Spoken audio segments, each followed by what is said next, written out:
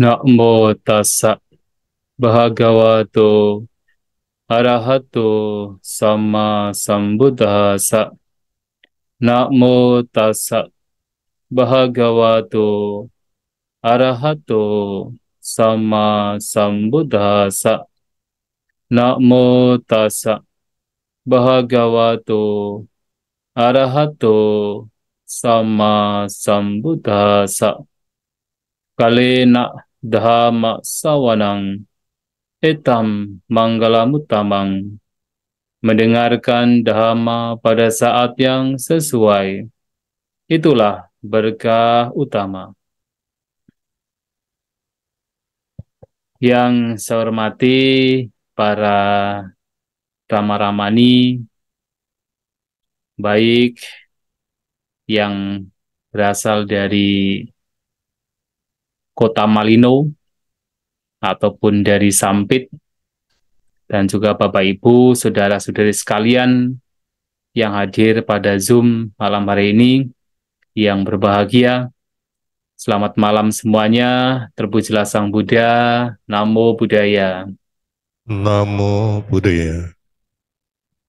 Pada kesempatan malam hari ini merupakan satu berkah bagi kita semua, karena walaupun kita menggunakan media sosial, menggunakan Zoom, tetapi kita bersama-sama untuk melakukan satu kebajikan dalam rangka menyambut Waisak pada tahun ini, 2567 Buddhist Era, dengan kita belajar Dhamma selama 1 bulan. Dan sesuai dengan apa yang tadi telah disampaikan, bahwa topik pada malam hari ini berkenaan dengan praktik bertahap, yang mana membawa kepada pembebasan sebagai tujuan kita mengapa kita mempraktikkan ajaran Sang Buddha. Bapak, Ibu, Saudara-saudari sekalian, ada sebuah pertanyaan yang saya ingat beberapa hari yang lalu ditanyakan kepada saya, terutama adalah seorang berumah tangga yang bertanya, dan pertanyaan ini sebenarnya juga seringkali ditanyakan oleh kita, bahwasanya dalam kehidupan berumah tangga, seseorang sangat disibukkan oleh berbagai macam kesibukan. Disibukkan oleh suami atau istri, oleh anak, oleh keluarga, oleh kerabat, tetangga, disibukkan oleh pekerjaan dan sebagainya. Dengan kesibukan yang begitu banyak, apakah mungkin bahkan seorang berumah tangga bisa terbebas dari segala bentuk kemelekatan? Apakah mungkin seorang berumah tangga bisa bebas dari segala bentuk kotoran batin, sehingga pembebasan atau nibbana dapat dicapai? Bapak, Ibu, Saudara-saudari sekalian, pertanyaan ini sebenarnya pertanyaan yang sangat lazim ditanyakan, karena memang mau tidak mau kita mempraktikkan Dhamma adalah demi tujuan untuk terbebas dari segala bentuk kotoran batin, untuk terbebas dari segala bentuk kemelekatan yang memang menjadi sumber mengapa kita sebagai makhluk, sebagai manusia, terus berada di alam tumimba lahir ini. Maka pertanyaan ini menjadi satu hal yang sering ditanyakan berumah tangga. Yang perlu kita ketahui adalah bahwa di dalam kita mempraktikkan Dhamma, dan juga di dalam kita upaya untuk melenyapkan kotoran batin, itu semua dilakukan tidak dengan serta-merta. Artinya, kita langsung begitu praktek Dhamma, langsung terbebaskan. Dan kita juga dengan praktek Dhamma, kita langsung mempraktikkan praktik Dhamma yang sifatnya profound, sifatnya itu mendalam.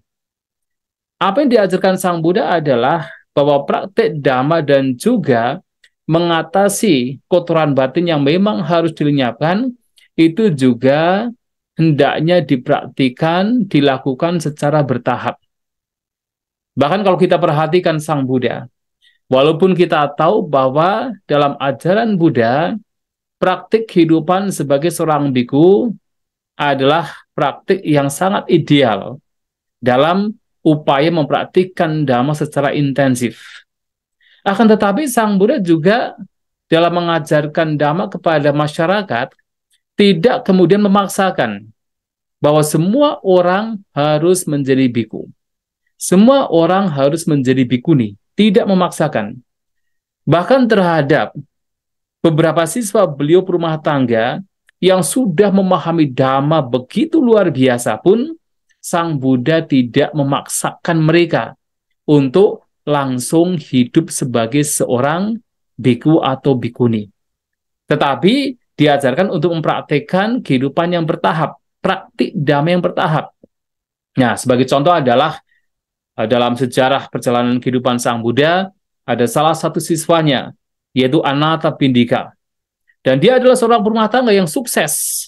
Dan dia sukses tidak hanya dalam kehidupan keluarga, tidak hanya kehidupan ekonomi, bahkan dalam kehidupan spiritual. Karena begitu bertemu dengan Sang Buddha, pertama kali bertemu saja, ia bisa menghancurkan 3 belenggu mencapai kesucian Sotapanna. Tetapi sepanjang perjalanan kehidupan Sang Buddha tidak kemudian memaksa Anathapindika untuk meninggalkan kehidupan berumah tangga menjadi seorang biku. Tidak demikian. Dan kepada seorang berumah tangga wanita misalnya, siapa itu Visakha. Dan juga bahkan wanita ini umur 7 tahun, ketika masih kanak-kanak, telah mencapai kesucian Sotapanna.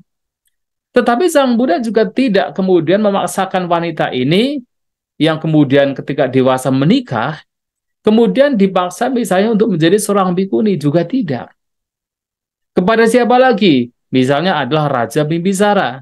Seorang raja yang walaupun dia raja punya banyak kesibukan, nah, tetapi telah mencapai kesucian Sotapanna, menghancurkan 3 belenggu. Dan kepada dia pun juga Sang Buddha tidak kemudian menyampaikan kepada Raja Bimbisara untuk sudahlah jadi biku saja. Mempraktikkan kehidupan biku itu lebih mudah untuk bisa terbebaskan secara total. Tidak. Karena Sang Buddha juga mengajarkan dhamma kepada siapapun, sifatnya adalah bertahap. Karena tidak semua harus dipaksa untuk langsung mempraktikkan praktik-praktik dhamma yang lebih dalam. Dan itu bertahap. Oleh sebab itu, dalam beberapa khotbah Sang Buddha ada khotbah yang disebut sebagai Anupubbakata, yang itu juga mengacu kepada praktik dhamma atau pembabaran dhamma yang sifatnya gradual, sifatnya bertahap, yang kemudian juga dipraktikkan secara bertahap. Nah, dalam hal ini ada beberapa hal yang juga bisa dilakukan oleh kita, oleh Anda sebagai seorang berumah tangga yang juga bisa dipraktikkan secara bertahap. Walaupun tentu nanti dalam prakteknya, ya kita juga harus melihat bahwasanya apapun poin dhamma yang memang bisa dipraktikkan, merasa nyaman di situ, itu baik untuk dipraktikkan. Akan tetapi ada beberapa praktek yang memang sifatnya itu dari dasar sampai kemudian yang paling dalam. Maka yang pertama, yang harus kita lakukan dalam praktik dhamma ini adalah kita bisa mempraktikkan yang paling mendasar. Yang tidak lain adalah berdana. Nah, berdana ini adalah praktik yang paling dasar. Dasar dalam artian begini, karena sebenarnya praktek berdana ini bahkan dipraktikkan oleh siapa saja, bahkan kalau kita perhatikan, bahkan binatang pun juga mempraktikkan. Walaupun nanti motifnya akan berbeda antara binatang dengan manusia, motif berdananya akan berbeda, tapi mereka juga mempraktikkan. Sebagai contoh adalah seekor induk burung misalnya ketika memiliki anak-anaknya, nah ini juga mencarikan makanan untuk anak-anaknya, memberikan makan, mensupport kepada anak-anaknya berupa makanan. Dan itu juga sebenarnya praktek berdana juga, walaupun motifnya itu tidak kemudian motif yang luhur, karena muncul dari kemelekatan. Jadi berdana menyokong anak-anaknya muncul dari kemelekatan. Nah, ini pun juga sebenarnya terjadi pada manusia. Nah, praktek berdana ini mendasar karena bahkan biasanya sejahat apapun seseorang pun masih juga kadangkala ia pun juga bisa berdana. Nah, tetapi tentu praktek berdana ini pun juga sifatnya juga bertahap. Artinya tidak bisa kemudian serta-merta memaksakan orang harus berdana demi misalnya melenyapkan kotoran batin. Kadang tidak bisa juga. Pada saat seseorang belum mengenal dhamma, misalnya, dia sudah terbiasa berdana. Berdana kepada siapa? Terutama adalah berdana kepada keluarganya sendiri. Karena atas dasar apa? Atas dasar kemelekatan. Karena cinta terhadap keluarganya, kemelekatan terhadap keluarganya, maka dia menyokong keluarganya. Motifnya demikian saja. Apakah itu baik? Itu masih baik ketimbang kemudian seseorang tidak berdana. Akan tetapi kemudian setelah mengenal dhamma, dia pun juga berdana. Tidak hanya untuk keluarga, tetapi juga berdana untuk lingkungan sekitar. Siapapun yang membutuhkan, sudah sedikit upgrade. Nah, tetapi kemudian juga dalam motif untuk berdana pun juga akan terjadi sebuah tahapan yang kadangkala mungkin ada beberapa orang yang berdana baru bisa berdana karena apa? Karena ingin dilihat oleh orang lain supaya kelihatan kalau dia itu baik, kalau dia itu suka berdana. Nah, untuk mendapatkan nama, apakah itu boleh? Masih lebih baik ketimbang yang tidak berdana. Akan tetapi kemudian ketika mengenal dhamma, tahu tentang hukum karma, baru kemudian memunculkan sebuah pemikiran, kalau saya berdana ternyata itu bisa membawa kelahiran di alam datang lebih baik, di alam surga. Kemudian dia berdana dengan tujuan apa? Tujuan tidak sekedar untuk mendapatkan kemasyhuran, untuk mendapatkan keterkenalan supaya terlihat oleh orang lain, tapi kemudian upgrade. Dia berdana demi tujuan untuk terlahir di alam surga. Apakah itu baik? Jauh lebih baik ketimbang kemudian hanya sekedar untuk mendapatkan kemasyhuran. Akan tetapi kemudian setelah mengenal dhamma lagi lebih dalam, ternyata paham juga. Ternyata kalau berdana itu tujuan yang paling mulia adalah untuk bisa terbebas dari kotoran batin.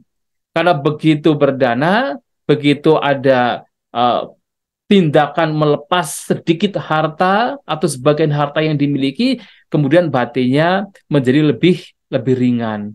Tidak ada beban, kekikiran berkurang, keserakahan berkurang, muncul cinta kasih yang lebih berkembang, kasih sayang yang lebih baik, kebencian berkurang. Nah, kemudian dia tahu bahwa berdana ternyata bisa melenyapkan sedikit demi sedikit paling tidak mengikis kotoran batin. Maka setiap kali dia berdana bukan lagi bertujuan untuk supaya terkenal, supaya terlahir di alam surga, tetapi supaya kotoran batin yang menjadi penyebab penderitaan sedikit demi sedikit bisa dilenyapkan. Ada tahapannya. Nah, sehingga dalam praktek bahkan berdana yang sifatnya mendasar pun, itu pun juga bisa bertahap. Apapun tahapannya, selama kita melakukan itu masih jauh lebih baik. Nanti sedikit demi sedikit, ketika kita sudah mulai paham dhamma, mengenal dhamma, maka nanti motifnya pun juga akan berbeda-beda. Nah, selain berdana, yang kedua adalah seseorang hendaknya juga mempraktikkan sila, mempraktikkan kemoralan. Mengapa demikian? Sekali lagi adalah tujuan kita mempraktikkan dhamma tidak lain adalah untuk melenyapkan kotoran batin yang menjadi penyebab penderitaan.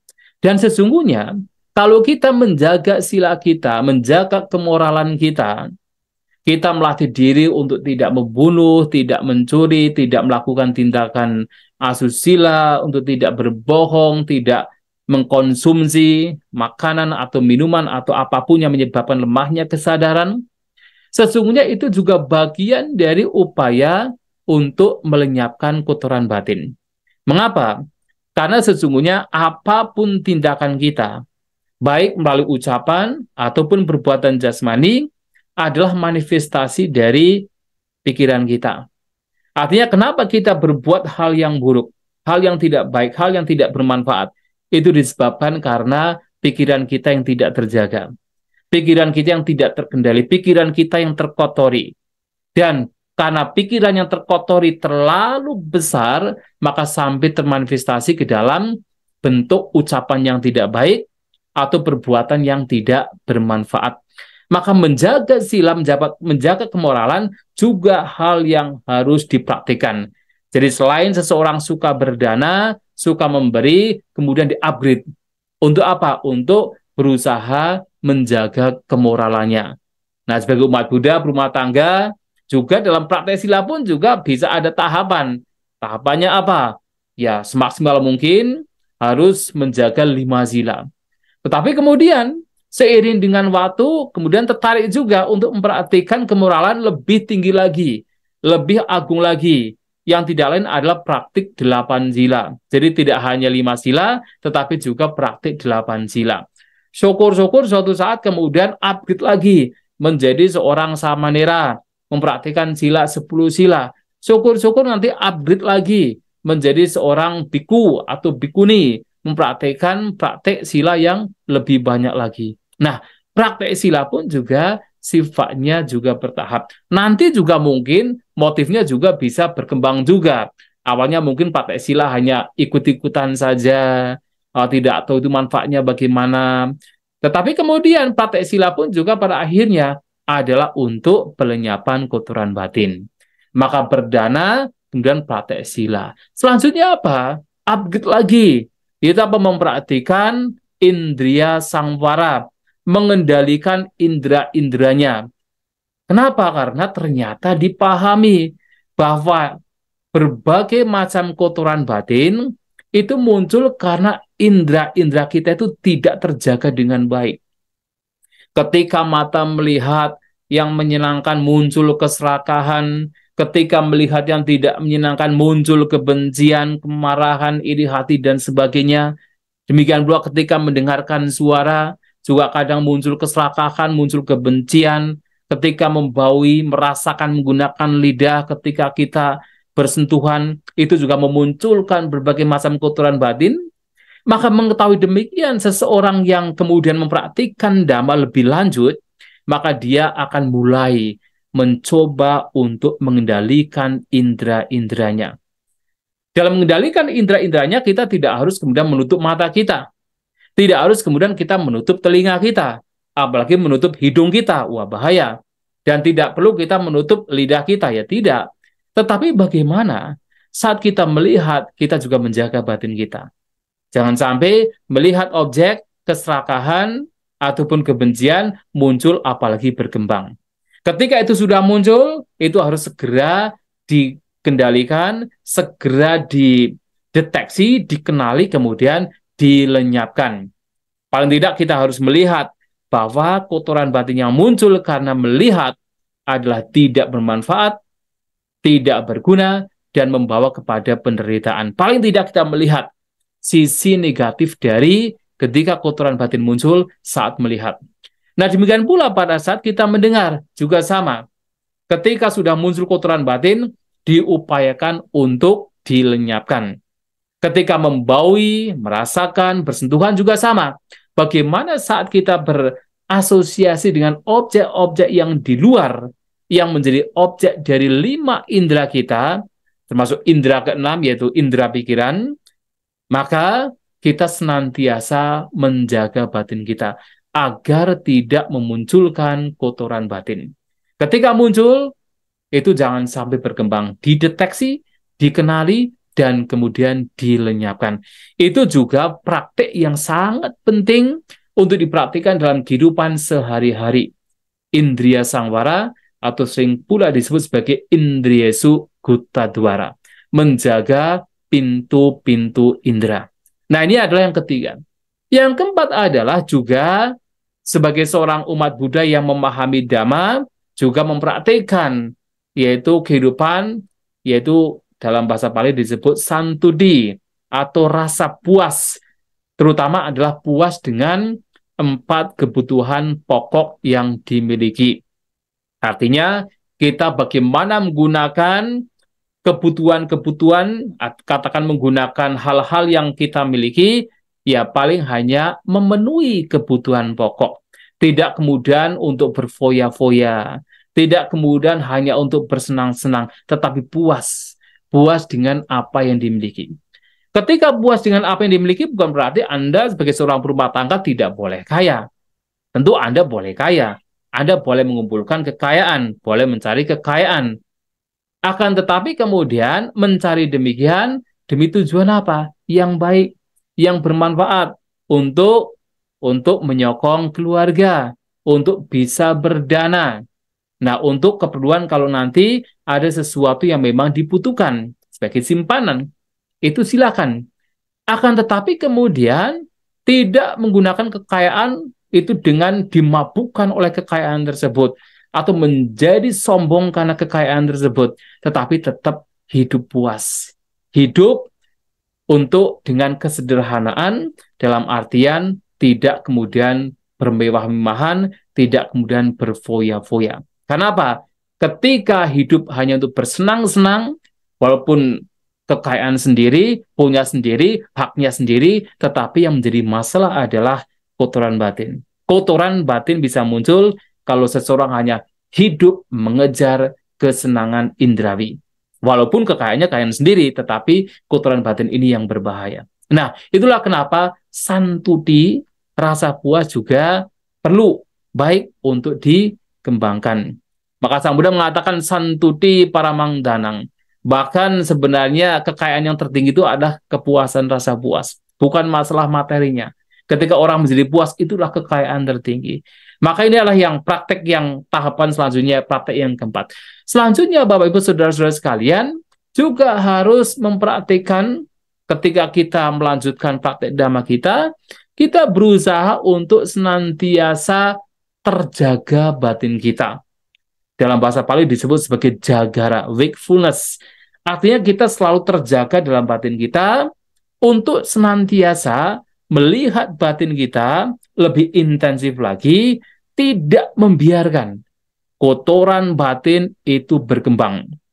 Ini memang praktek yang lebih intensif lagi, yang mana Sang Buddha menyampaikan bahwa praktek jagara ini harus dilakukan bahkan sejak bangun tidur. Sejak bangun tidur, pada jaga malam ketiga, jaga malam terakhir sudah bangun tidur, sampai nanti menjelang tidur, yaitu pada jaga malam kedua, yang istirahat pada jaga malam kedua, yaitu jam 10 sampai jam 2 sekitar itu harus digunakan untuk menjaga batinnya senantiasa terjaga, senantiasa sadar. Jangan membiarkan kotoran batin sampai muncul, apalagi berkembang. Begitu itu muncul, langsung segera dilenyapkan. Apakah berkenaan dengan pikiran-pikiran tentang kesenangan indrawi, atau pikiran-pikiran tentang kebencian, atau pikiran-pikiran tentang ingin merugikan, menyakiti makhluk lain. Ketika itu muncul dan apapun kotoran batin yang muncul, maka seseorang harus segera untuk melenyapkan bianti karoti. Bahkan istilah yang digunakan oleh Sang Buddha adalah bianti karoti. Bianti artinya hancur, karoti melakukan. Jadi artinya langsung dihancurkan. Nah, ana bawang gacati, jangan sampai muncul, jangan sampai itu muncul apalagi sampai berkembang. Begitu nongol sedikit, langsung dilenyapkan. Nah, itu adalah praktek selanjutnya, yaitu praktek jagara. Nah, kemudian selain jagara, kemudian di-upgrade lagi untuk terus memunculkan perhatian setiap momen. Maka dipraktikan sati sampajanya. Hidup berperhatian, hidup dengan waspada, dan juga penuh kebijaksanaan sampajanya. Jadi waspada, bijaksana, waspada, bijaksana. Untuk apa? Untuk semakin kita menjaga indera-indera kita, menjaga batin kita, supaya kotoran batin ketika muncul terdeteksi dan langsung bisa dilenyapkan. Itu disebut adalah sati sampajanya. Ini juga praktek selanjutnya yang mesti dipraktikkan dalam kita mempraktikkan dhamma.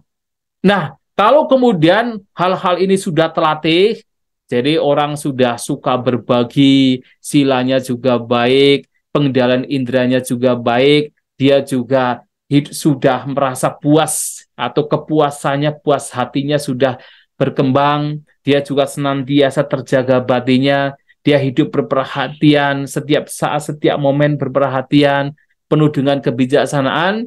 Nah, Sang Buddha kemudian baru mengajak, baru meminta, menganjurkan para siswanya untuk kemana?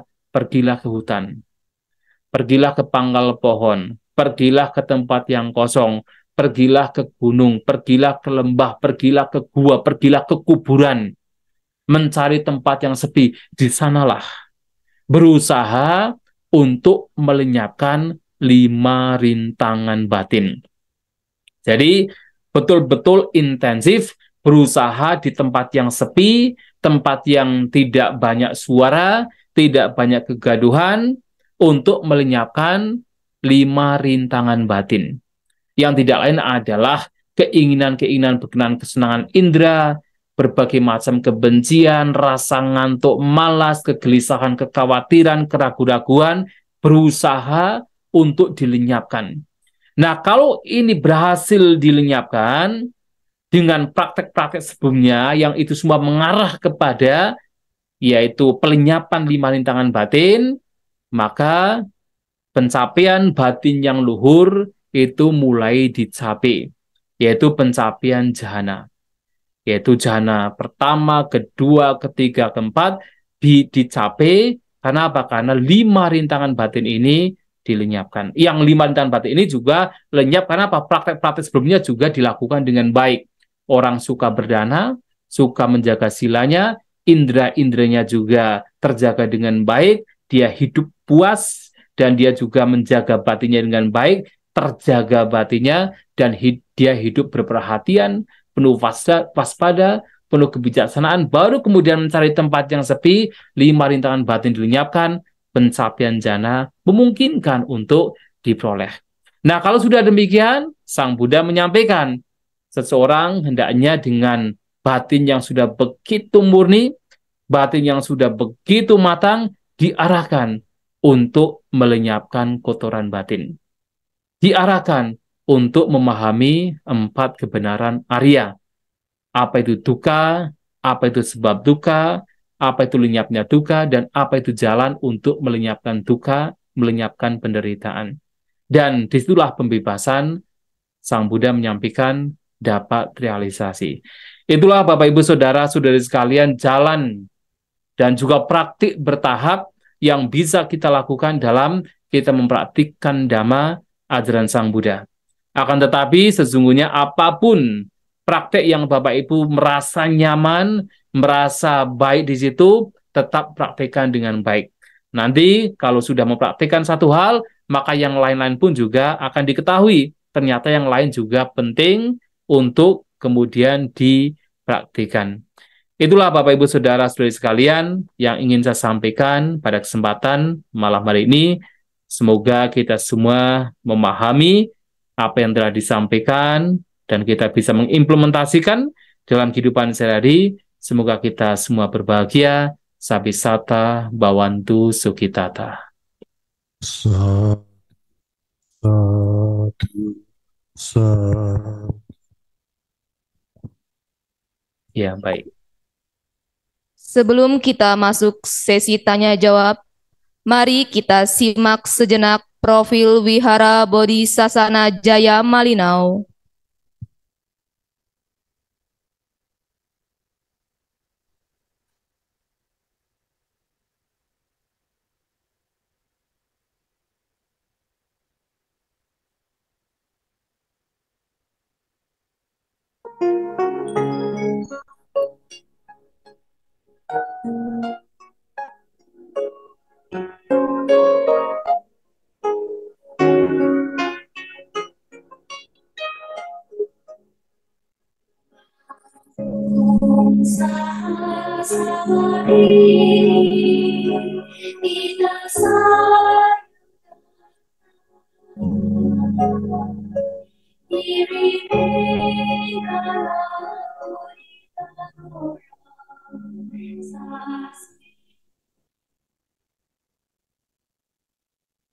Selanjutnya sesi tanya-jawab. Untuk di ruang Dhammasala dapat bertanya langsung. Dan untuk di ruang Zoom dapat raise hand, wajib mengaktifkan kamera atau via chat di kolom chat. Dipersilakan Bapak Ibu dan partisipan untuk bertanya dengan menyebutkan nama, asal kota, dan pertanyaan. Bante, selamat malam, Namo Buddhaya. Saya Ibu Ati, Bante. Saya mau bertanya. Ya, baik, silakan. Ya. Bagaimana cara agar bahagia dapat terbebas dari ketamakan, kebencian, dan kegelapan batin, atau mencapai kesucian nibbana. Itu aja Bante. Iya.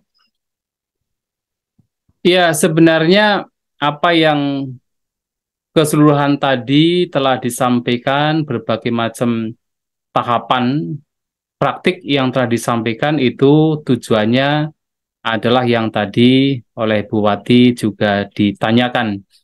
Yang tidak lain adalah untuk melenyapkan keserakahan, kebencian, dan ketidaktahuan. Bahkan dari praktek berdana pun juga sebenarnya sudah sedikit demi sedikit melenyapkan ketamakan, kebencian, dan juga ketidaktahuan. Sebagai contoh adalah begini, ketika seseorang berdana atau berbagi, kemudian dia betul-betul berbagi untuk melenyapkan kotoran batin. Maka yang pertama, dia akan tahu, oh ternyata ketika berbagi, ketika berdana, keserakahan itu semakin berkurang. Karena apa? Karena manusia itu punya kebiasaan, punya habit untuk selalu mengumpulkan, tetapi tidak mau melepaskan. Jadi selalu mengumpulkan, selalu melekati apa yang dianggap memberikan kesenangan, termasuk harta bendanya. Itu selalu dikumpulkan, tetapi sulit untuk melepaskan. Dan itu adalah habit dari keserakahan. Nah, akan tetapi ketika seseorang berusaha untuk berdana, untuk mempraktikkan dana atau berbagi, pada waktu itu seseorang sebenarnya tengah apa? Sedikit demi sedikit melenyapkan keserakahan, melenyapkan kekikiran. Jadi ketika berbagi, keserakahan berkurang. Itu yang pertama. Bahkan yang kedua, ketika seseorang berbagi, dan dia berbagi atas dasar kasih sayang, atas dasar cinta kasih, kalau Sang Buddha mengatakan anugaha cito, dengan batin untuk membantu siapapun yang memang membutuhkan, agar yang menerima itu berbahagia, agar yang menerima itu terbebas dari derita, maka pada waktu itu kasih sayang, cinta kasih orang tersebut itu berkembang. Dan ketika kasih sayang dan juga cinta kasih berkembang, kebencian sesungguhnya juga semakin berkurang. Maka berdana pun juga sedikit demi sedikit melenyapkan kebencian. Dan tidak hanya keserakahan dan kebencian, bahkan ketika seseorang berdana atas dasar pengetahuan, mengetahui kalau berdana itu adalah kedermawanan, pelepasan, keserakahan itu berkurang, kebencian juga berkurang. Berdana itu akan menambah sifat kedermawanan, akan memunculkan kualitas batin untuk melepas. Berdana itu akan memunculkan kasih sayang, cinta kasih. Pengetahuan demikian adalah kebijaksanaan. Artinya adalah berdana bahkan bisa membawa kepada pengembangan banyak kebijaksanaan. Nah, kalau banyak kebijaksanaan ini lenyap atau katakan berkembang, maka kebodohan, ketidaktahuan juga semakin berkurang. Nah, dari situlah bahkan ketika berdana dengan pemahaman yang baik, yang benar, itu bisa mengikis ketamakan, kebencian, dan juga ketidaktahuan.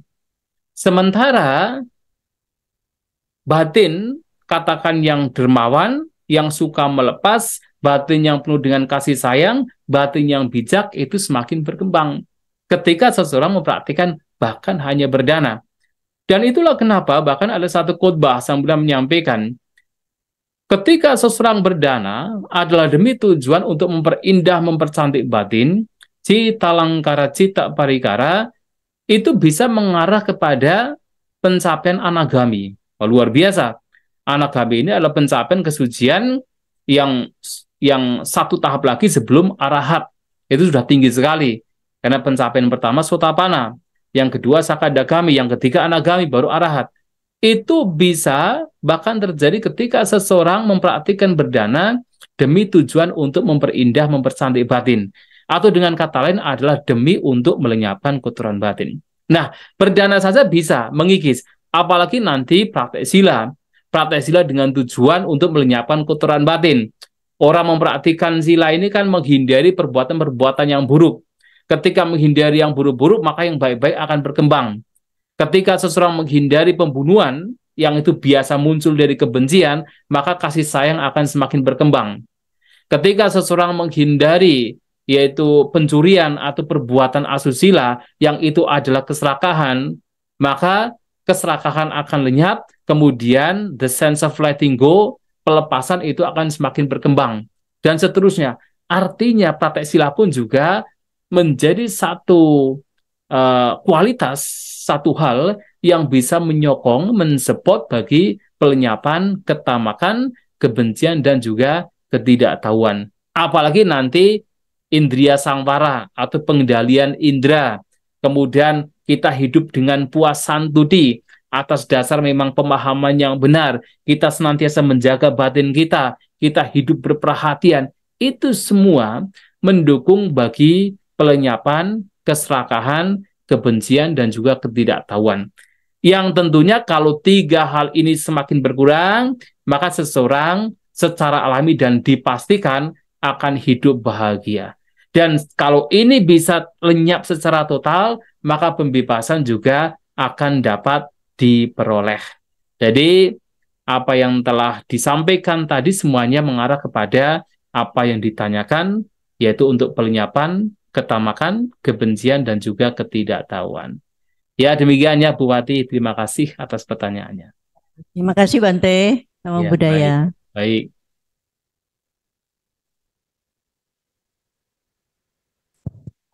Selanjutnya, Wihara Dharma Mula, dipersilakan yang ingin bertanya. Selamat malam dan Namo Buddhaya. Baik, Bante. selamat malam. Ya, baik. Saya Widya dari Wihara Dharma Mula di Sampit. Baik. Saya mau nanya, apakah mungkin seorang perumah tangga dapat mencapai tingkat kesucian arahat? Jika tidak bisa, tingkat kesucian maksimal apa yang bisa dicapai oleh seorang perumah tangga, Bante? Itu aja yang saya Ya, tanya. baik. Terima kasih, Ya, Bante. baik. Ketika kita melihat sejarah agama Buddha pada saat Sang Buddha masih hidup di India, ada beberapa sebenarnya seorang perumah tangga yang ketika masih sebagai perumah tangga dan belum menjadi seorang biku, tetapi mencapai arahat. Walaupun sangat sedikit, sangat sedikit. Salah satunya adalah seorang menteri bernama Santati. Nah, dia menteri, belum menjadi biku. Nah, dia mendapatkan nasihat dari Sang Buddha, kemudian dia mencapai kesucian arahanta. Tapi kemudian dia meninggal dunia. Di hari itu meninggal dunia. Kemudian juga yang kedua, yaitu Raja Sudodana, ayahanda dari Sang Buddha sendiri, atau ayahanda dari Pangeran Siddhartha. Nah, ketika ia menjelang ajal juga, Sang Buddha mengunjungi, mendapatkan nasihat dari Sang Buddha, ia pun juga mencapai kesucian arahanta. Kemudian dia meninggal. Ada juga seorang berumah tangga lain, yaitu Yasa. Nah, Yasa ini mendengarkan khotbah Sang Buddha. Ketika mendengarkan pertama kali, dia mencapai kesucian Sotapanna. Ketika mendengarkan khotbah yang sama, yang kedua kali, yang pada waktu itu disampaikan Sang Buddha kepada ayahnya, ayah dari Yasa, ia pun juga mendengarkan, ia mencapai kesucian arahanta.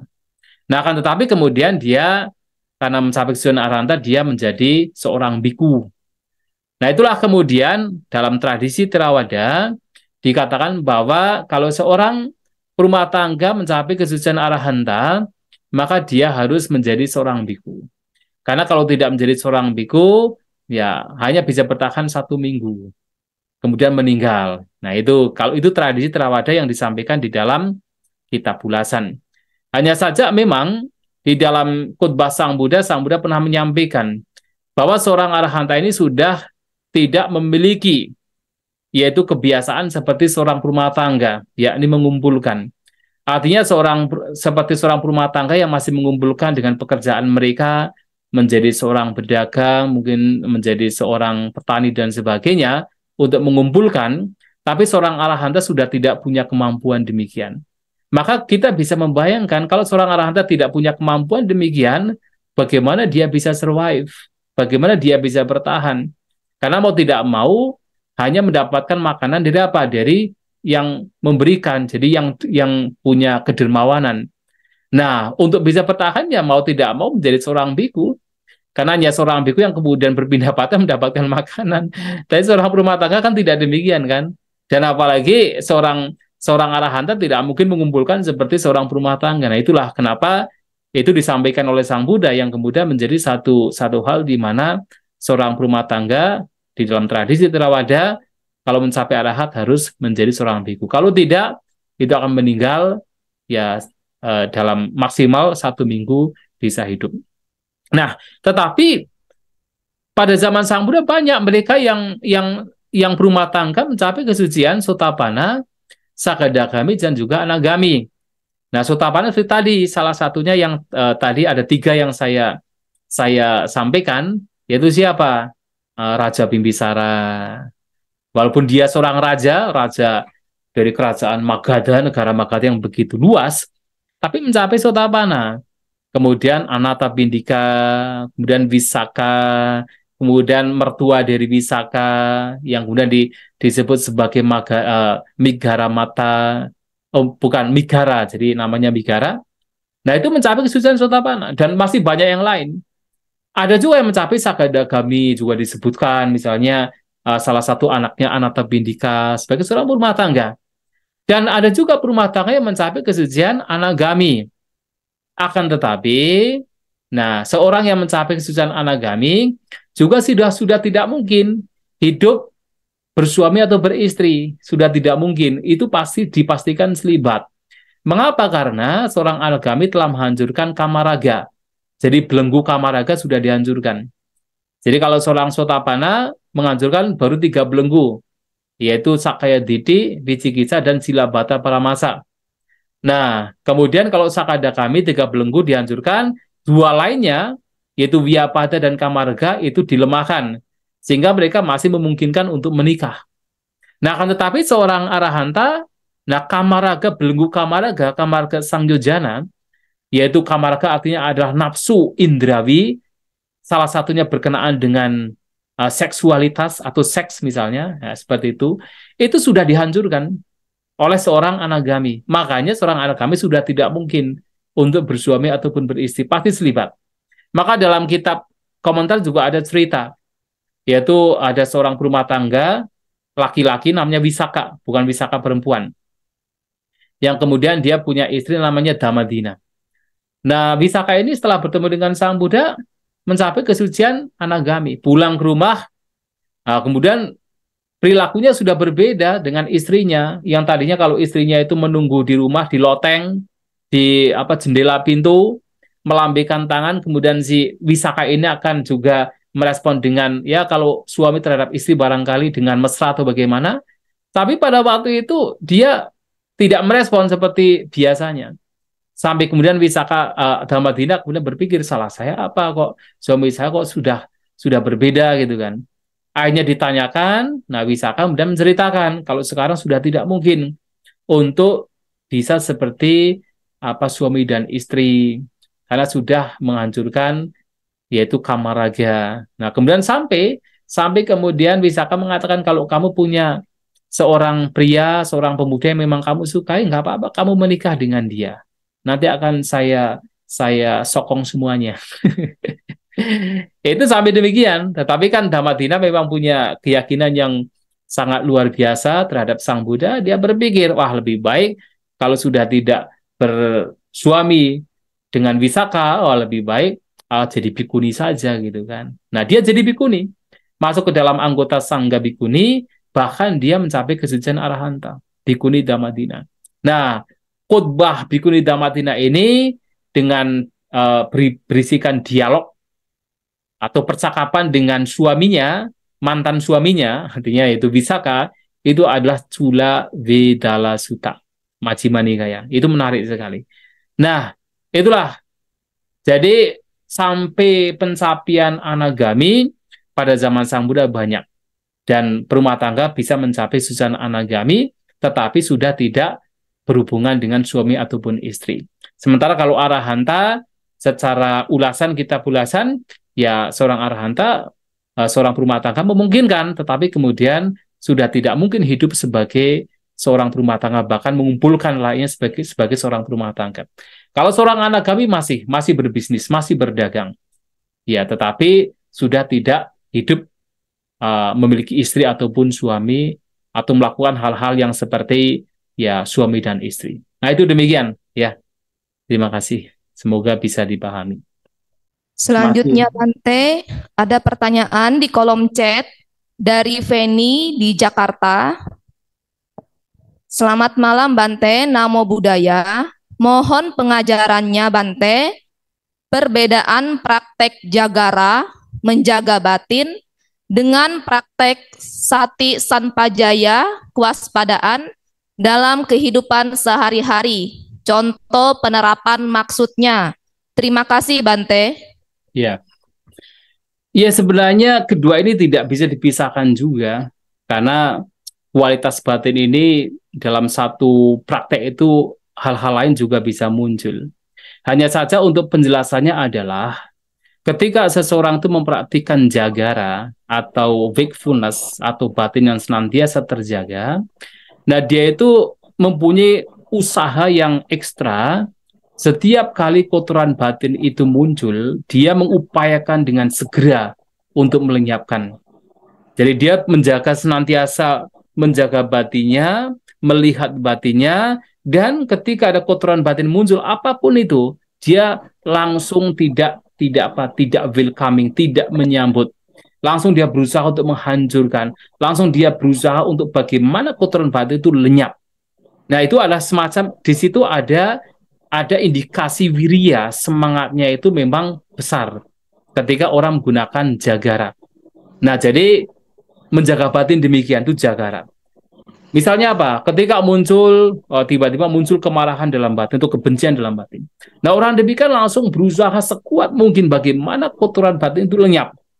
Bagaimana kemarahan itu lenyap? Apakah dengan dia misalnya merenungkan nasihat-nasihat Sang Buddha untuk melenyapkan kotoran batin tersebut, atau dia bisa merenungkan bahaya dari kotoran batin. Nah, tapi dia mengupayakan bagaimana kotoran batin kemarahan itu bisa lenyap di saat itu juga. Itu jagara. Nah, itu jagara. Yang kedua adalah sati sambajanya. Sati itu kewaspadaan. Sati itu punya kemampuan untuk mendeteksi. Jadi sati itu punya kemampuan untuk mendeteksi apapun kondisi batin yang ada pada waktu itu.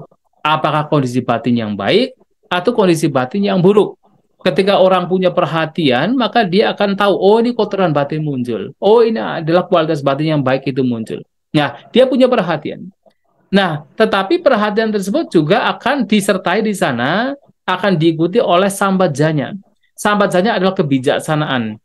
Nah, dia akan tahu apa yang mesti dilakukan, terutama adalah ketika kotoran batin yang muncul, apa yang mesti dilakukan untuk melenyapkan kotoran batin ini. Dan ketika ada yang baik muncul, dia pun juga tahu apa yang mesti dilakukan agar yang baik ini bisa berkembang. Nah, itu definisi di dalam apa yang disampaikan berkenaan dengan jagara dan sati sambajanya. Akan tetapi, harus diingat pula, kalau seseorang punya sati sambajanya, punya perhatian dan kebijaksanaan, maka ia pun juga pasti akan memunculkan, mengembangkan jagara juga. Kenapa? Orang punya perhatian, dia mengetahui kotoran batin muncul, dia punya kebijaksanaan, dia tahu ini kotoran batin, ini harus dilenyapkan. Maka dia harus punya usaha. Nah, usaha untuk melenyapkan ini adalah jagara. Nah, jadi usaha untuk melenyapkan dengan apa? Dengan kebijaksanaan yang telah dia miliki, itu adalah jagara. Nah, tetapi kemudian juga kalau orang punya jagara senantiasa untuk menjaga batinnya, dia pun juga mau tidak mau tahu juga bahwa perhatian kebijaksanaan itu dibutuhkan juga. Maka selain dia punya jagara, dia pun akan harus upgrade juga, harus upgrade untuk hidup berperhatian, harus upgrade untuk bagaimana mengembangkan kebijaksanaan supaya apa? Supaya kekuatan jagara ini juga akan semakin berkembang. Nah, kalau dia punya sati, punya perhatian, maka dia dalam menjaga batinnya akan lebih maksimal. Karena dengan sati, dia tahu, oh kotoran batin muncul. Dengan kebijaksanaan, dia tahu, oh ini harus dilenyapkan dengan apa, solusinya apa. Maka diupayakan, nah mengupayakannya itulah adalah bagian dari jagara. Ya, begitu ya. Semoga ini bisa dipahami. oleh yang menanyakan. Wandani Bante, selamat malam. Baik, selamat malam. Yang ingin saya tanyakan, ini kemarin memang saya tanyakan ke Atasila, cuma memang penjelasannya kurang jelas karena faktor sinyal kemarin. Iya. Bagaimana cara kita memahami atau mempelajari sutta yang dibabarkan oleh Sang Buddha, karena sutta yang disampaikan Sang Buddha itu umumnya sangat dalam. Yang Iya. berhubungan dengan tema, apakah praktek kemajuan batin ini dapat menjaga keharmonisan keluarga? Apakah praktek ini berhubungan dengan bodhipakya? Terima kasih, Namo Buddhaya. Iya. Ya tentunya memang sutta Sang Buddha ini kan banyak sutta atau khotbah Sang Buddha yang dalam. Ya, karena Sang Buddha ini membabarkan Dhamma selama 45 tahun dengan orang yang berbeda, terkadang berumah tangga, terkadang para biku, yang mana juga masing-masing juga memiliki kemampuan untuk mencerna dengan berbeda-beda, maka kadang-kadang memberikan khotbah yang sederhana, yang simpel, kadang-kadang memberikan khotbah yang memang dalam. Dan sehingga ya kadang-kadang kita harus belajar dan belajar terus. Nah, bagaimana kita bisa memahami khotbah-khotbah Sang Buddha? Ya, pertama adalah kita kalau memang tidak paham bahasa Pali, kita bisa mempelajari dari terjemahannya dari bahasa Inggris atau dari bahasa Indonesia. Kemudian juga dalam kita mencoba untuk memahami khotbah-khotbah Sang Buddha, juga jangan terpaku dengan satu khotbah saja. Tapi juga kita juga mempelajari khotbah-khotbah lain. Karena ada kalanya kalau kita terpaku dengan satu khotbah, nanti bisa misunderstood, bisa salah paham juga. Nah, dengan kita dibantu membaca khotbah-khotbah lain, baru paket ajaran Sang Buddha itu akan dipahami dengan mudah.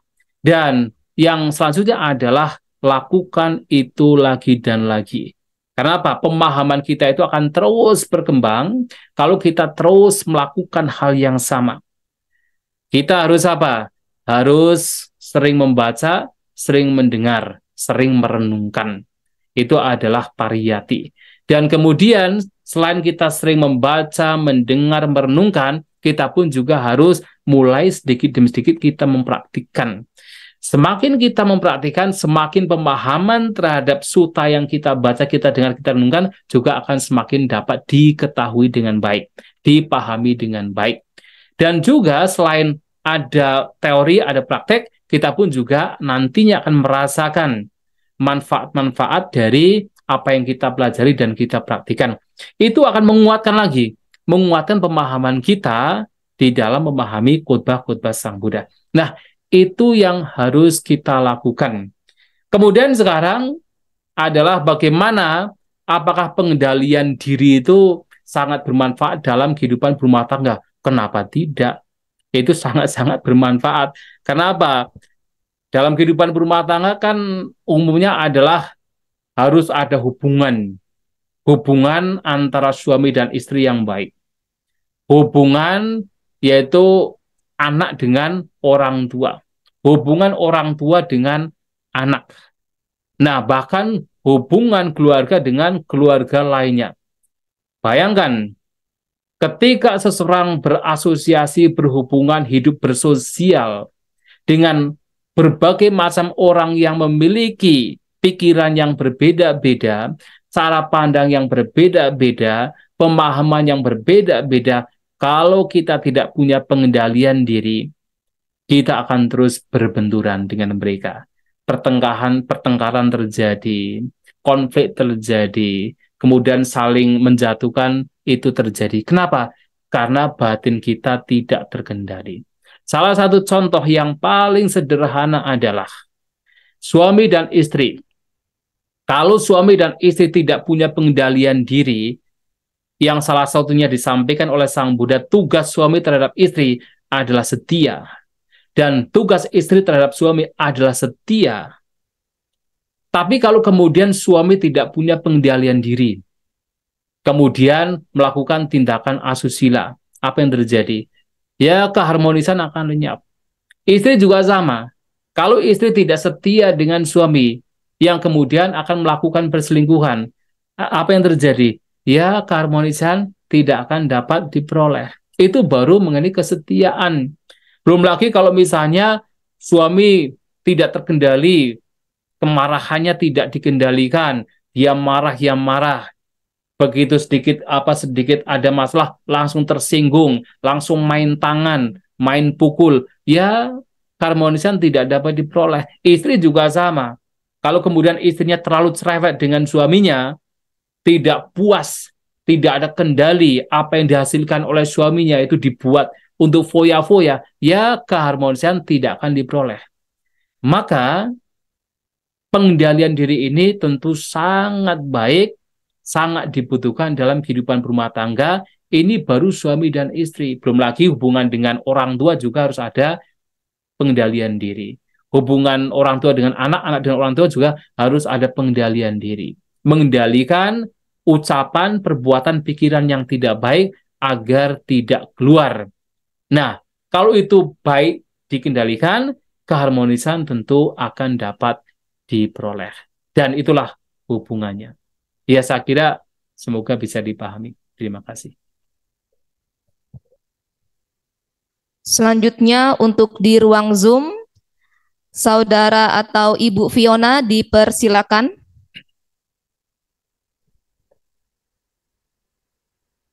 Setia itu Bante. Ya, baik. Selamat malam. Saya Fiona dari Pasuruan.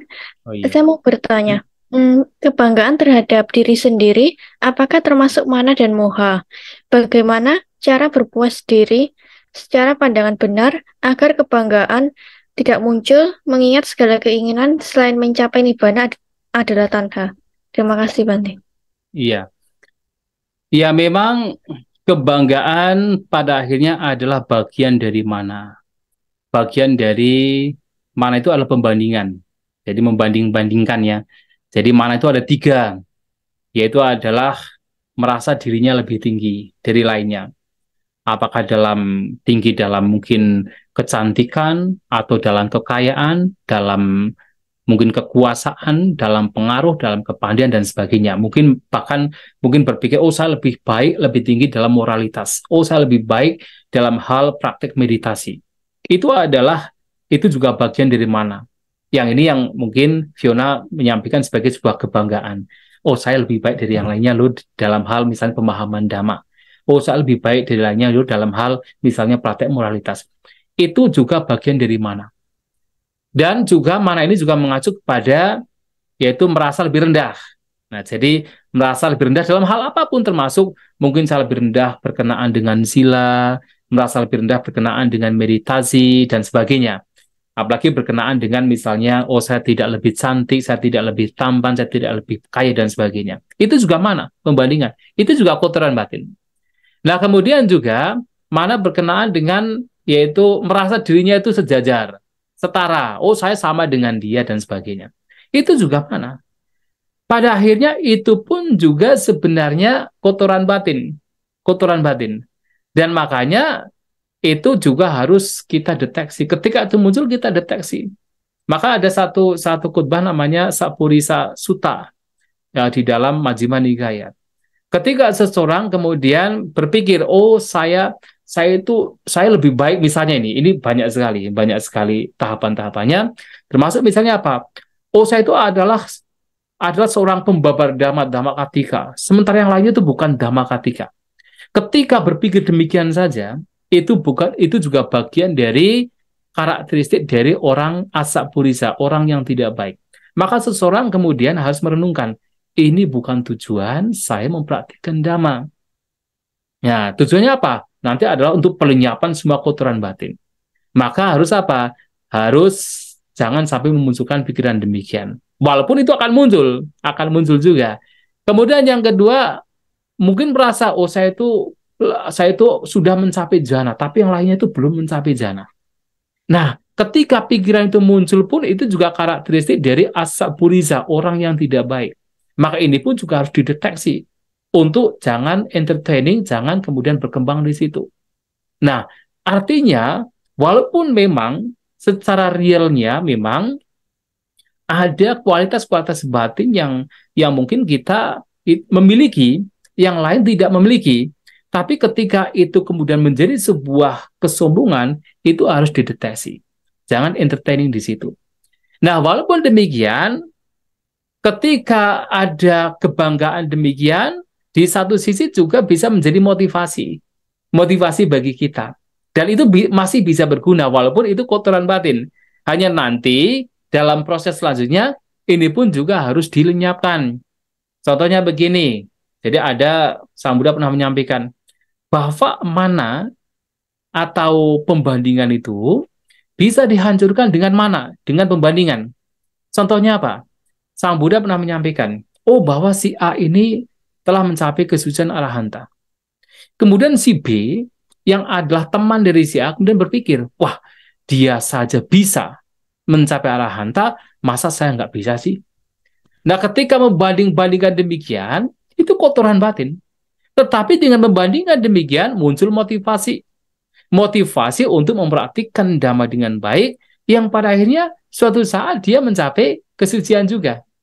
Maka Sang Buddha mengatakan mana dihancurkan dengan mana. Nah, ini juga bisa sama. Mungkin ketika kita mempraktikkan dhamma dengan baik, ada kebanggaan, itu wajar sekali. Tapi bagaimana kebanggaan tersebut itu digunakan untuk memunculkan motivasi yang baru.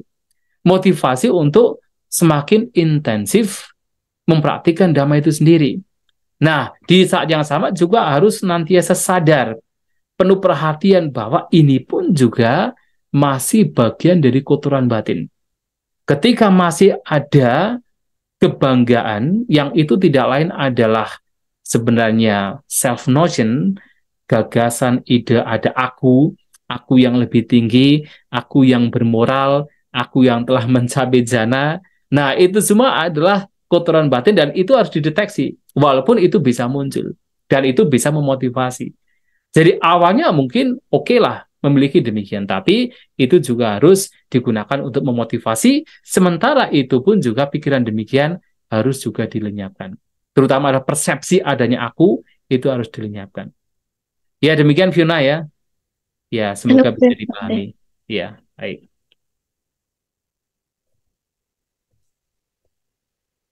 Pertanyaan Bante dari kolom chat dari Gede Oinada. Selamat malam Bante.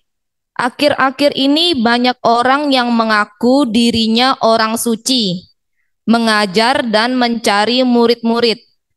Bagaimana cara agar tidak terjebak pada orang-orang suci yang palsu? Terima kasih Bante. Ya, kalau ada orang suci ya kita harus turut berbahagia.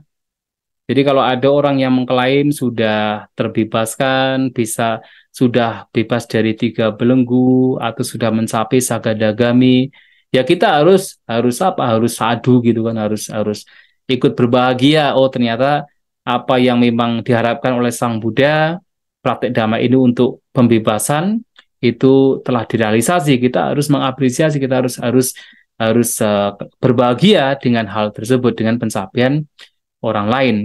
Ya, akan tetapi tentu memang ya kita juga harus tidak dengan serta-merta langsung percaya atau langsung yakin bahwa pasti dia sudah mencapai kesucian. Ya, kita juga tidak demikian.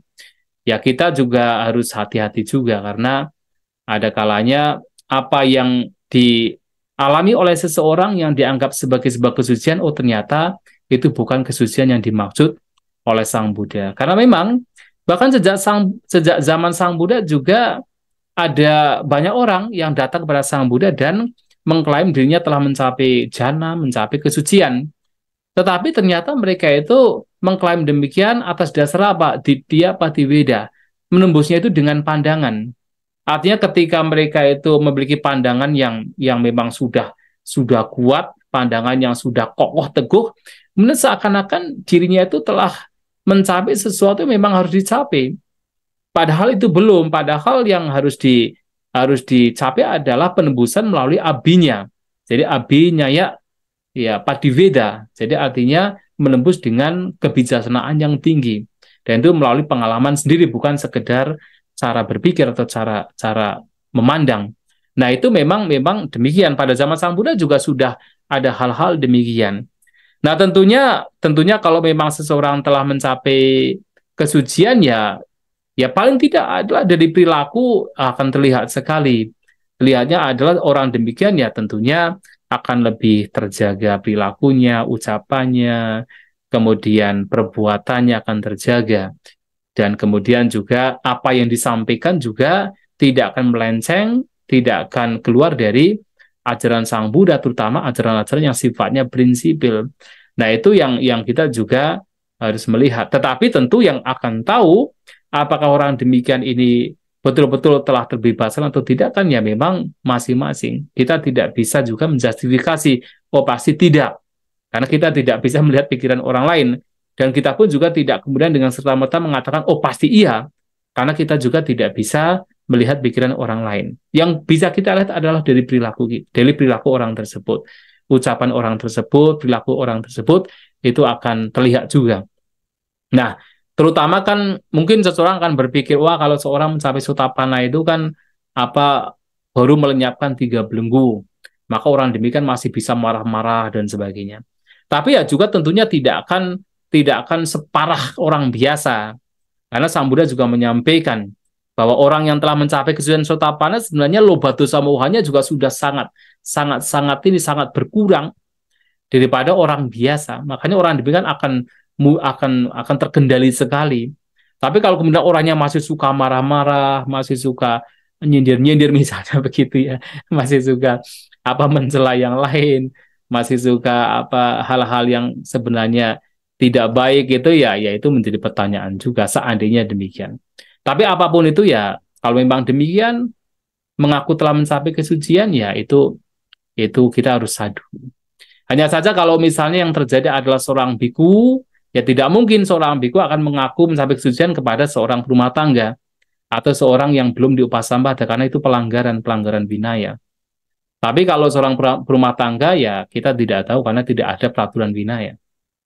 Ya begitu ya, semoga bisa dimengerti. Terima kasih. Karena waktu yang terbatas, kita akhiri sesi tanya jawab pada malam hari ini. Terima kasih. Baik, terima kasih semuanya ya. Selanjutnya kami persilakan kepada Yang Mulia Bante Santa Cito untuk memberikan closing statement terhadap pembahasan Dhamma dan sesi tanya jawab pada malam hari ini. Kepada Bante dipersilakan. Ya baik, Bapak Ibu, saudara-saudari sekalian, dari apa yang telah disampaikan dalam pembahasan ini, bahwa praktik Dhamma yang diajarkan Sang Buddha bisa dipraktikkan secara bertahap. Dari yang kita merasa paling mudah, dari yang kita merasa paling nyaman. Akan tetapi, kita juga bisa mempraktikkan dari apa yang telah disampaikan oleh Sang Buddha dari yang paling mendasar. Yang pertama adalah, cobalah kita untuk senantiasa berbagi. Berbagi apapun yang kita miliki kepada mereka yang membutuhkan. Dari yang paling dekat dengan kita, keluarga kita, sampai keluar dari keluarga kita. Dari mungkin motif yang masih belum baik, sampai motif yang terbaik, yaitu untuk melenyapkan kotoran batin. Dan selain berdana, kita pun juga hendaknya menjaga kemoralan kita, menjaga sila kita, agar hal-hal yang buruk yang sampai muncul melalui ucapan, perbuatan jasmani, itu tidak akan muncul. Dan selain praktek sila, marilah kita juga untuk mempraktikkan indriya sangwara, mengendalikan indera-indera kita, menjaga indera-indera kita. Dan juga selain itu, kita harus juga mempraktikkan kehidupan merasa puas, merasa santuti, puas dengan apa yang kita miliki, agar kotoran batin juga sedikit demi sedikit bisa dilenyapkan. Dan kita harus harus menjaga batin kita dengan jagara wakefulness. Kita harus hidup berperhatian dan kita berusaha dalam kehidupan sehari-hari kita untuk senantiasa melenyapkan pikiran-pikiran yang buruk. Jika demikian itu dilakukan, maka tentunya sesuai dengan apa yang disabdakan Sang Buddha, kita akan semakin mendekat dengan pembebasan. Semoga kita semua berbahagia. Sabbi sata bhavantu sukhitata. Semoga semua makhluk berbahagia. Sadu, sadu.